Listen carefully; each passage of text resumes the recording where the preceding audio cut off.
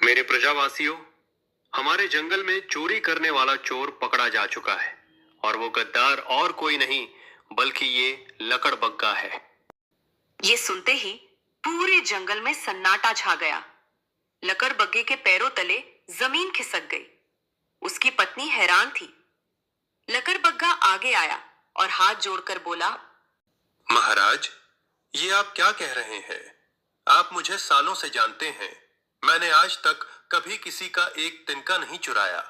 मैं हमेशा मेहनत और ईमानदारी से अपना शिकार करता हूँ। मुझ पर यह आरोप झूठा है। बहुत समय पहले की बात है। सुमेर की पहाड़ियों के पीछे एक बहुत ही विशाल, हरा भरा और घना जंगल बसा हुआ था। इस जंगल का नाम सुंदरवन था। यहाँ ऊंचे ऊंचे पेड़ थे जो आसमान को छूते थे और नदियां इतनी साफ थी कि पानी में जानवरों को अपना अक्स साफ दिखाई देता था। इस जंगल में हर तरह के जानवर रहते थे। इसी जंगल के एक शांत हिस्से में एक लकड़बग्घे का परिवार रहा करता था। अक्सर लकड़बग्घों को चालाक और क्रूर माना जाता है, लेकिन ये लकड़बग्घा अपनी प्रजाति से बिल्कुल अलग था। वो बहुत ही दयालु, न्यायप्रिय और ईमानदार था। उसके परिवार में उसकी एक प्यारी पत्नी और एक छोटा सा नटखट बच्चा था। लकड़बग्घा अपने परिवार से बहुत प्यार करता था। उसका नियम था कि वो कभी किसी कमजोर जानवर का शिकार नहीं करता था और ना ही कभी किसी दूसरे के मारे हुए शिकार को छीनता था। वो कड़ी मेहनत करता, खुद शिकार करता और अपने परिवार का पेट पालता। उसकी इस ईमानदारी और अच्छे स्वभाव के कारण जंगल के सभी जानवर, चाहे वो छोटे खरगोश हो या बड़े हाथी, उसकी बहुत इज्जत करते थे। एक दिन सूरज आसमान में चमक रहा था। लकड़बग्गा अपने परिवार के लिए भोजन की तलाश में जंगल के दूसरे छोर पर जा रहा था।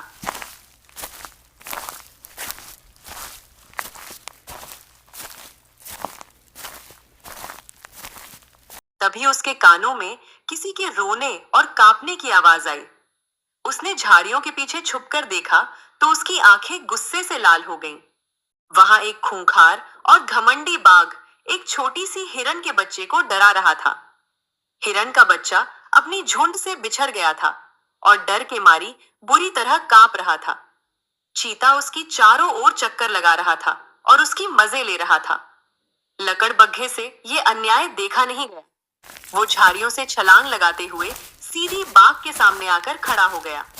उसकी आंखों में एक अजीब सी चमक और आवाज में गजब का भारीपन था।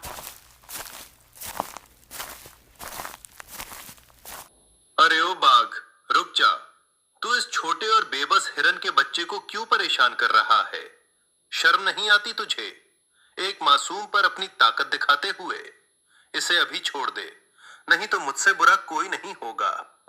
बाघ, जिसे अपनी तेज रफ्तार और ताकत पर बहुत घमंड था, जोर से हंसा और बोला, तू मुझे सिखाएगा लकड़बग्गे? मेरी मर्जी। जंगल का नियम है कि ताकतवर कमजोर को खाता है। मैं किसी को भी परेशान करूं, तुझे उससे क्या मतलब? तू अपने रास्ते जा, वरना आज ये बच्चा नहीं, तू मेरा शिकार बनेगा।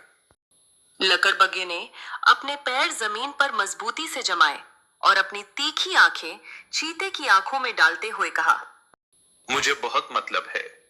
ये मासूम बच्चा मेरे दोस्त हिरन का बेटा है और सुंदरवन में रहते हुए मैं किसी मासूम की जान जाते हुए नहीं देख सकता।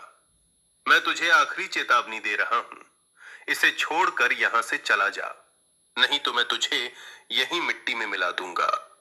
बाघ ने लकड़बग्गे का भयानक रूप देखा। वो समझ गया कि लकड़बग्गा मजाक नहीं कर रहा है और सच में अपनी जान की बाजी लगाने को तैयार है। चीता डर गया और अपनी जान बचाकर वहां से दुम दबाकर भाग निकला। लकड़बग्गे ने सुरक्षित उसके माता पिता के पास पहुंचा दिया। अपने बच्चे को जिंदा और सुरक्षित देखकर हिरन और उसकी पत्नी की आंखों में खुशी के आंसू आ गए। उन्होंने लकड़बग्घे का धन्यवाद करते हुए बोला, भाई, तुम सच में देवता के समान हो। अगर आज तुम नहीं आते तो हमारा बच्चा बच नहीं पाता। तुम्हारा ये एहसान हम जिंदगी भर नहीं भूलेंगे।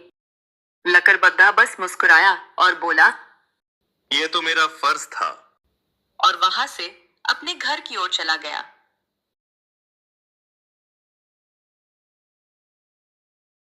उसी सुंदर वन के एक अंधेरी और बदबूदार इलाके में एक भेड़िया भी रहता था। ये भेड़िया ना सिर्फ चालाक था, बल्कि महा आलसी और कामचोर था। उसे मेहनत करना बिल्कुल पसंद नहीं था। वो दिन भर पेड़ की छांव में सोता रहता और ख्याली पुलाव पकाता रहता। एक दिन उसे बहुत जोरों की भूख लगी। उसकी पेट में चूहे कूद रहे थे। उसने सोचा, दत्त तेरी की, इतनी चिलचिलाती धूप में कौन दौड़ भाग करे और शिकार करे। इतनी मेहनत करके शिकार करने से अच्छा है कि किसी और का शिकार चुरा लूं। मजे से बना बनाया खाना मिलेगा और पसीना भी नहीं बहाना पड़ेगा। रात का समय हुआ। पूरे जंगल में सन्नाटा छा गया। भेड़िया दबे पांव कालू के घर के पास पहुंचा। कालू दिन भर शहद और फल इकट्ठा करके थक चुका था और अपनी गुफा के बाहर गहरी नींद में खर्राटे ले रहा था। भेड़िया चुपके से गुफा के अंदर घुसा और वहां रखा हुआ मांस का एक बहुत बड़ा और ताजा टुकड़ा मुंह में दबाकर भाग आया। जंगल के बाहर एक पुराने बरगद के पेड़ के नीचे बैठकर भेड़िए ने मजे से उस मांस को खाया। डकार लेते हुए वो खुद से बोला, वाह क्या स्वाद। लोग बिल्कुल सही कहते हैं, दूसरों के हिस्से का खाना ज्यादा मीठा लगता है। अब तो मैंने अपना रास्ता चुन लिया है। अब मैं रोज ऐसे ही दावत उड़ाऊंगा। अगली सुबह जब कालू की आंख खुली तो उसने देखा कि उसका मांस गायब है। वो बौखला गया। जंगल में ऐसा कभी नहीं होता था। वो रोता बिलखता सीधा जंगल के राजा शेर खान की गुफा की ओर भागा।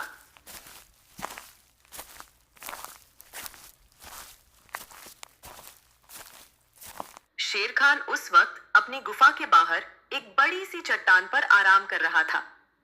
कालू ने हाथ जोड़कर कहा, महाराज न्याय कीजिए, गजब हो गया। मेरे घर में रात को चोरी हो गई। किसी ने मेरा रखा हुआ भोजन चुरा लिया। शेर खान ने कालू की बात को ज्यादा गंभीरता से नहीं लिया। उसे लगा कि कालू भुलक्कड़ है। उसने कहा, अरे कालू भाई, तुम भी कैसी बातें करते हो। हमारे जंगल में कोई चोर नहीं है। शायद रात को तुम्हें ही भूख लगी होगी और तुम नींद में खा गए होंगे। जाओ, जाकर अच्छे से याद करो। कालू उदास होकर अपना सिर खुजाता हुआ वापस लौट गया।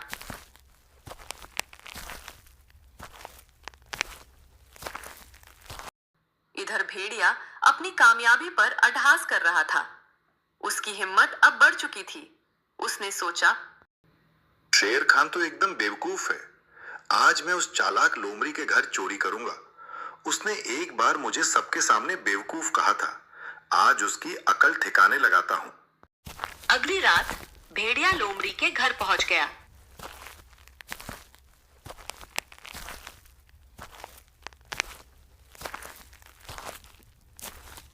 लोमड़ी भी बाहर सो रही थी। भेड़िए ने वहां से मांस के 2 बड़े और स्वादिष्ट टुकड़े चुरा लिए। अपने ठिकाने पर आकर उसने जमकर दावत उड़ाई। सुबह जब लोमड़ी ने अपना खाना गायब देखा तो वो कालू की तरह शांत नहीं बैठी। वो गुस्से से आप बबूला होकर सीधे शेर खान के दरबार में पहुंची। महाराज, जंगल की सुरक्षा खतरे में है। कल कालू के घर चोरी हुई और आज मेरे घर से मांस के 2 बड़े टुकड़े गायब हैं। जल्दी से चोर को पकड़िए, वरना जंगल में हाहाकार मच जाएगा। अब शेर खान के कान खड़े हुए। उसे समझ आ गया कि मामला गंभीर है। उसने सोचा, अगर कल कालू के यहाँ चोरी हुई और आज लोमड़ी के यहाँ, तो इसका मतलब चोर कोई शातिर जानवर है। अगर इसे नहीं रोका गया तो एक दिन ये मेरे शाही खजाने पर भी हाथ साफ कर देगा। शेर खान ने तुरंत अपने 2 सबसे खूंखार और तेज तर्रार सैनिकों, 2 जंगली लोमड़ी को बुलाया। जाओ, पूरे जंगल का चप्पा चप्पा छान मारो और पता लगाओ कि ये चोर कौन है। उसे जिंदा या मुर्दा मेरे सामने पेश करो। दोनों सैनिक पूरे जंगल में सूंघते हुए निकल पड़े। वे काफी चालाक थे। पैरों के निशानों और मांस की गंध का पीछा करते करते वे सीधे भेड़िए के ठिकाने पर पहुंच गए। जब वे वहां पहुंचे तो भेड़िया लोमड़ी के घर से चुराए गए मांस की हड्डियां चबा रहा था। सैनिकों ने उसे घेर लिया। एक सैनिक ने गुर्राते हुए कहा, तो तू है वो चोर, महाराज शेर खान। पूरे जंगल में तुझे ढूंढ रहे हैं। अब तेरी खैर नहीं चल हमारे साथ। भेड़िया अंदर से बुरी तरह डर गया। उसे शेर खान के भयानक गुस्से का पता था, लेकिन वो चालाक भी बहुत था। उसने देखा कि सैनिकों की नजर बचे हुए मांस पर है। उसने तुरंत अपना पैंथरा बदला और एक बहुत बड़ा ताजा मांस का टुकड़ा दोनों सैनिकों के आगे खिसका दिया। वो गिड़गिड़ाते हुए बोला, मेरे प्यारे दोस्तों, मुझे माफ कर दो। मैं तो बस भूख से तड़प रहा था। ये मांस तुम दोनों रख लो और मुझे बचा लो। मैं कसम खाता हूं, अगली बार से ऐसा कभी नहीं करूंगा। अगर तुम मुझे छोड़ दोगे तो मैं हमेशा तुम्हें ऐसे ही ताजा शिकार लाकर दूंगा। दोनों सैनिक लालची और भ्रष्ट थे। मांस देखकर उनकी नीयत डोल गई। उन्होंने रिश्वत के तौर पर वो मांस खा लिया। अब सवाल ये था कि शेर खान को क्या जवाब दें। एक सैनिक ने कहा, हम महाराज से कहेंगे कि चोरी लकड़बग्गा कर रहा है। वो वैसे भी बहुत सीधा बनता है और सबके सामने अच्छा बनने का नाटक करता है। महाराज आसानी से यकीन कर लेंगे। वे दोनों वापस शेर खान के पास पहुंचे और सफेद झूठ बोलते हुए बोले,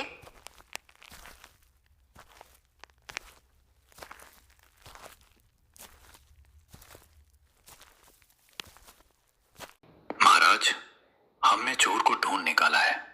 आप यकीन नहीं करेंगे, लेकिन चोरी वो लकड़बग्गा कर रहा है जो खुद को बड़ा शरीफ बताता है। ये नाम सुनते ही शेर खान गुस्से से दहाड़ उठा। उसका खून खौल गया कि कोई उसके जंगल में इतना बड़ा ढोंग कर रहा है। उसने उसी समय हुक्म दिया कि कल सुबह जंगल की एक बहुत बड़ी सभा पंचायत बुलाई जाए। अगले दिन पूरा सुंदरवन शेर खान की गुफा के सामने इकट्ठा था। हाथी, कालू, लोमड़ी, बाघ, कछुआ सब वहां मौजूद थे। लकड़बग्घे को भी उसके परिवार के साथ बुलाया गया था। उसे बिल्कुल नहीं पता था कि बात क्या है। शेर खान ने अपनी चट्टान पर खड़े होकर एक भयानक दहाड़ मारी, जिससे पूरा जंगल गूंज उठा। मेरे प्रजावासियों, हमारे जंगल में चोरी करने वाला चोर पकड़ा जा चुका है और वो गद्दार और कोई नहीं बल्कि ये लकड़बग्गा है। ये सुनते ही पूरे जंगल में सन्नाटा छा गया। लकड़बग्घे के पैरों तले जमीन खिसक गई। उसकी पत्नी हैरान थी। लकड़बग्घा आगे आया और हाथ जोड़कर बोला, महाराज, ये आप क्या कह रहे हैं? आप मुझे सालों से जानते हैं। मैंने आज तक कभी किसी का एक तिनका नहीं चुराया। मैं हमेशा मेहनत और ईमानदारी से अपना शिकार करता हूँ। मुझ पर यह आरोप झूठा है। जंगल के बहुत से जानवर जिनकी लकड़बग्घे ने मदद की थी, जैसे वो हिरन का परिवार भी बीच में बोलने लगी। हाँ महाराज, लकड़बग्घा बहुत ईमानदार है। वो ऐसा नीच काम कभी नहीं कर सकता। जरूर कोई गलत फहमी हुई है।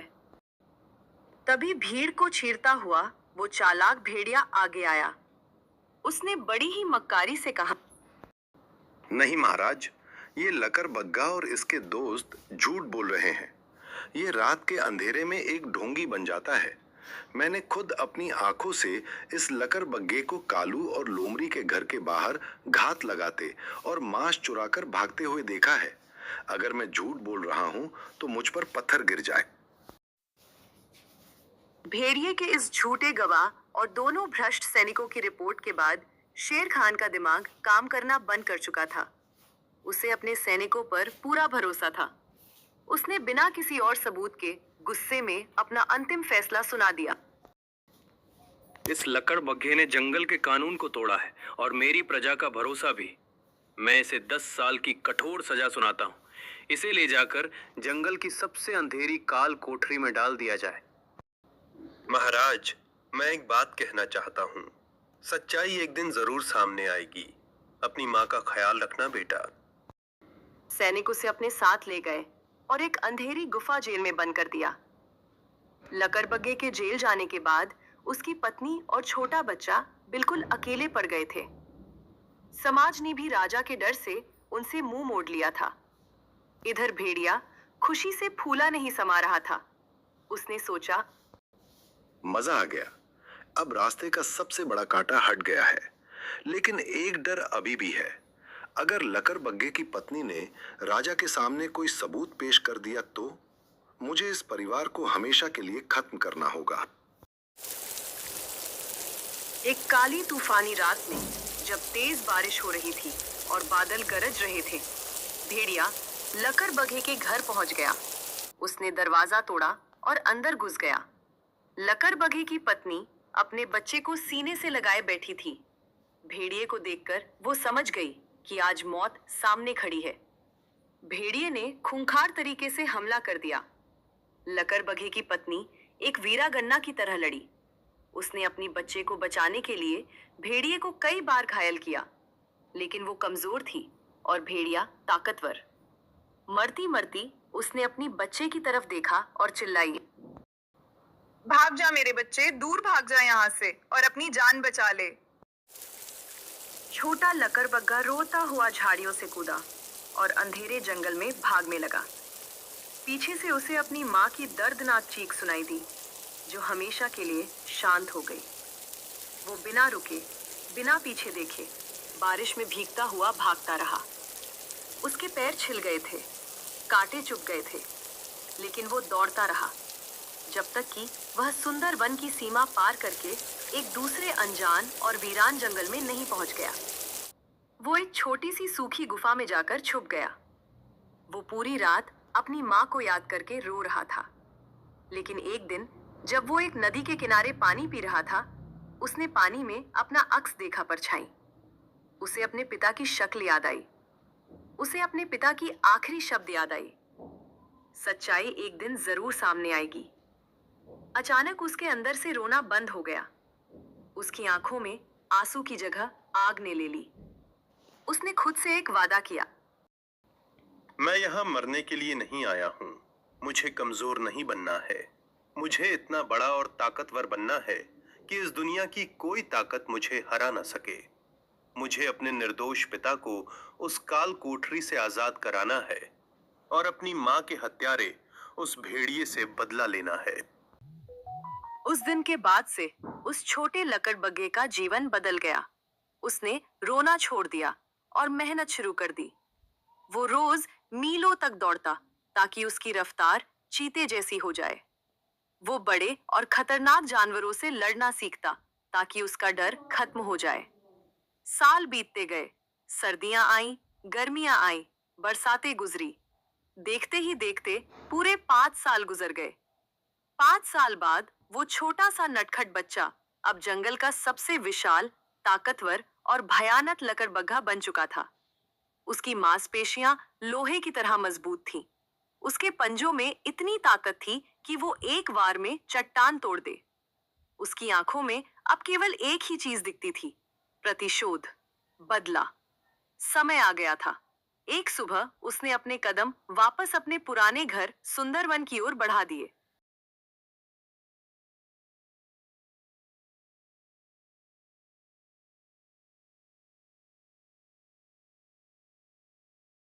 इधर सुंदरवन में हालात बहुत खराब हो चुके थे। भेड़िया और वे दोनों भ्रष्ट सैनिक अब जंगल में गुंडागर्दी करते थे।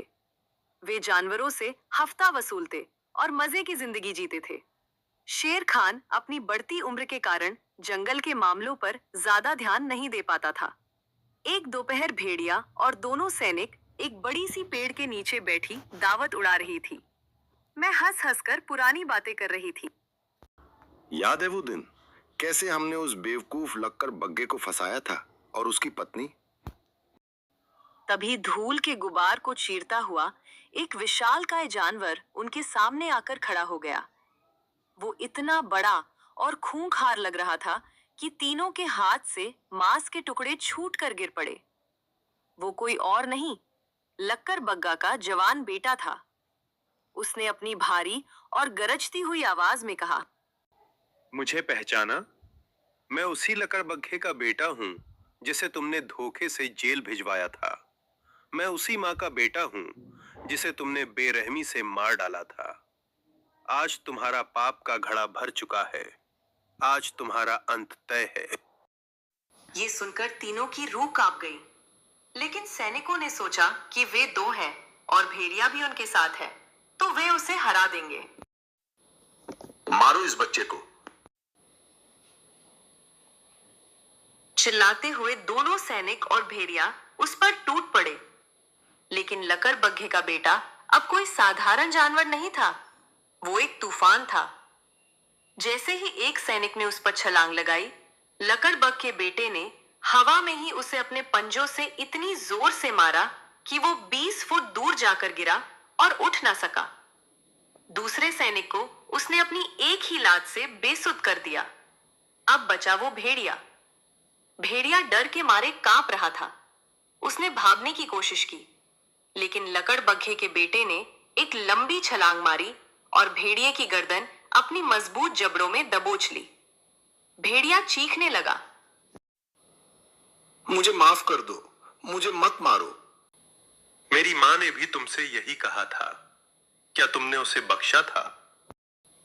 उसने भेड़िए को इतनी बुरी तरह पटका कि उसकी सारी हड्डियां टूट गई, लेकिन उसने उसे जान से नहीं मारा, क्योंकि उसे न्याय चाहिए था। लकड़बग्घे का बेटा उन तीनों भेड़िए और दोनों सैनिकों को उनकी पूंछ से घसीटता हुआ सीधा शेर खान के दरबार की ओर ले गया। जब वो दरबार में पहुंच गया, लकड़बग्घे के बेटे ने उन तीनों खून से लथपथ गद्दारों को शेर खान के कदमों में फेंक दिया। उसने गरजते हुए कहा,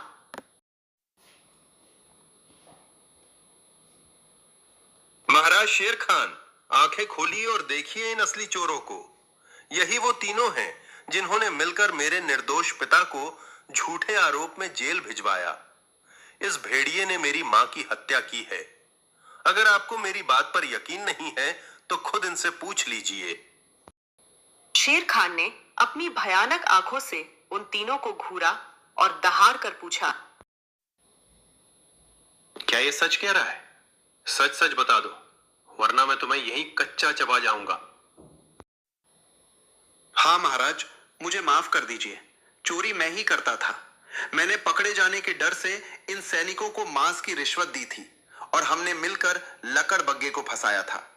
मुझे लालच और घमंड ने अंधा कर दिया था। ये पूरी सच्चाई सुन के शेर खान को अपनी गलती का भयानक एहसास हुआ। उसका सिर शर्म से झुक गया। राजा होने के बावजूद वो न्याय करने में असफल रहा था। उसने गहरी सांस ली और कहा, मुझसे बहुत बड़ा पाप हुआ है। मैंने बिना पूरी जांच के एक निर्दोष देवतुल्य लकड़बग्घे का जीवन बर्बाद कर दिया। शेर खान ने तुरंत आदेश दिया, इन तीनों गद्दारों को आज ही इस जंगल से बाहर निकाल फेंको। अगर ये कभी सुदरवन की सीमा में वापस दिखे तो इन्हें वहीं मार दिया जाए। उन तीनों गद्दारों को जानवरों ने मारते हुए बाहर भाग दिया। फिर लकड़बग्घे के बाप को शेर खान आजाद कर दिया। लकड़बग्घा ने अपने बाप को देखकर बहुत ही खुश हो गया। कहानी से सीख, हमें लालच में आकर किसी के साथ कोई गलत काम नहीं करना चाहिए, न ही किसी अच्छे आदमी के साथ बुरा सलूक करना चाहिए।